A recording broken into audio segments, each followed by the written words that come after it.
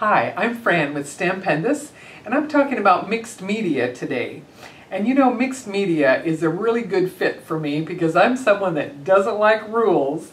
And mixed media has the freedom of, it's more about personal creative expression and how you like your colors and how it all comes together for you. And it's a lot more about the process and learning and experimenting and trying new things than it is about making it fit a particular plan of somebody else's. And there's just a real fun of discovery and making it personalized to you. And so the stamps will help you make a Stampendous impression every time.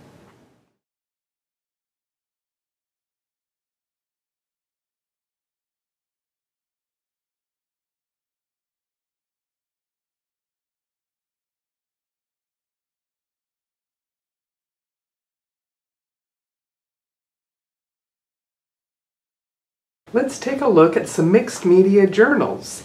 As you can see here, I've created most of my backgrounds using the Creative Palette.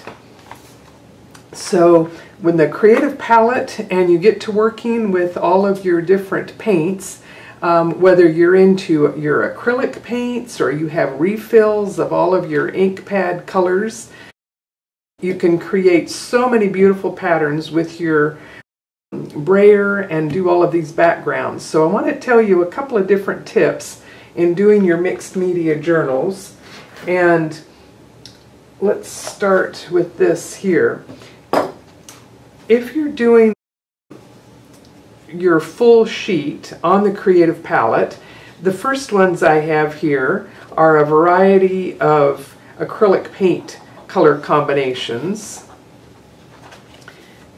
But as you can see, the neon refills are also a really fun way to get another bright color range. Watercolor effects, metallics, memento. Sometimes you'll get very much of watercolor look to it, but I like to let my pages dry, and working with the flat pages is easy, and I generally come back and do my stamping afterwards. And I'll mention, if you're working in your journals, you're going to have to print that 2-page configuration, and you can simply press down to your paper, but then those 2 pages have to dry before you can do anything further. So it's helpful sometimes to have 2 journals, and in that case, whether it's bound or whether you have spiral, you can still press it down and give some extra pressure to the middle, and then you need to leave that open so that it can dry. Sometimes it's helpful to be able to stand your journal up while it's drying.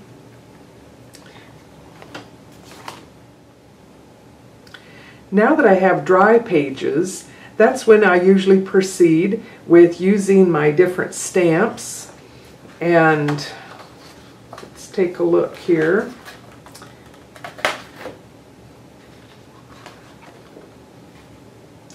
I'll often do stamping and die cutting out of the full sheets, and then I can create some interesting collages.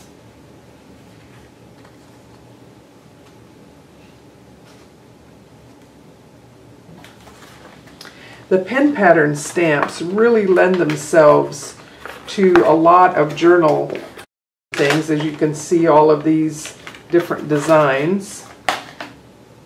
And working with your color pencils over the acrylic paint is really a nice touch. It feels really neat, and you can kind of bring colors out or have them disappear into the background. On these I did a lot of embossing, and you can go light or dark.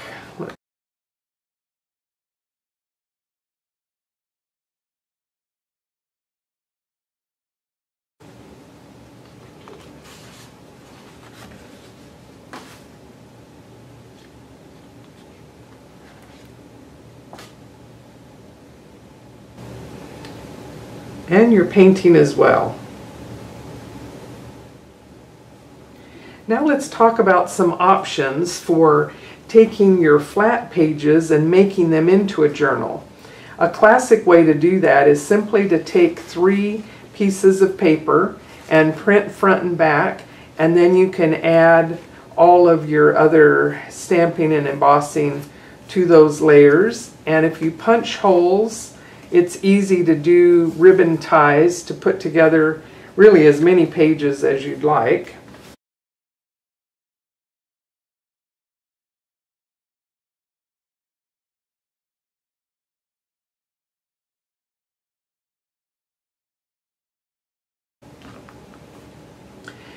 This one was stitched right down through all 3 pages, including the ribbon. So that gives you another option.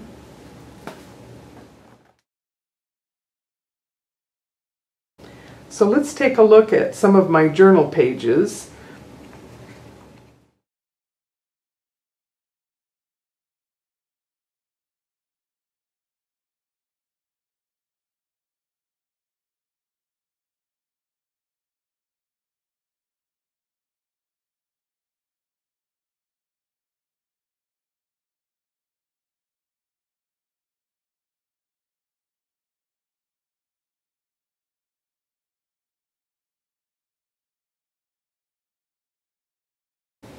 My friend Dee and I had a play day with the Creative Palette, and she went home and with her daughters Lisa and Crystal did a whole bunch more printing and stamping, and I was very delighted to see how Dee had a lot of fun with some bookbinding options that I hadn't tried, and it does give you a wonderful way to have facing pages that will work together when you've bound it. So as you can see here, this print becomes facing pages, and over here, and by punching holes and doing the stitching, it gives you a really nice way to make some wonderful little books of any size. This one here is just beautiful, the way she did the beading along right in with the stitches, and it just really gives you a beautiful little book. And then I love how the color pencils and the coloring on there came out so beautiful against the backdrops of the papers. Each one is a little bit different, and this one here you can see the binding on the end.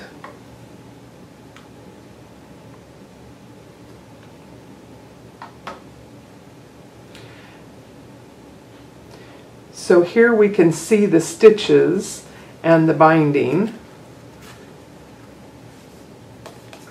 and you'll see the little panels here and there.